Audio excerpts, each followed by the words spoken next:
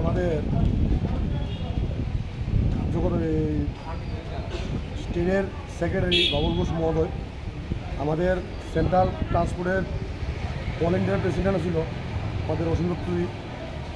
আজকে 10-12 দিন এসে ওনার পদটা যাওয়াতে উনি ওর মাঠ পাগল হয়ে গেছে।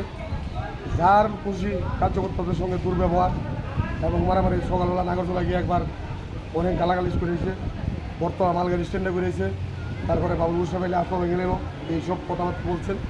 কিন্তু আমাদের স্টেটের সেক্রেটারি বাবুল ঘোষ উনিও কম চালা, চন্দ্রপুরে গেছে গিয়ে কয়েকজন কার্যকর্তার লোকে বইয়ে কথা বলেছে, চা খাইতেছে, এমন সময় সিদ্ধান্তবাবু গিয়া ওনারা লাঠি দিয়ে সিয়ারকে পালাই দিচ্ছে।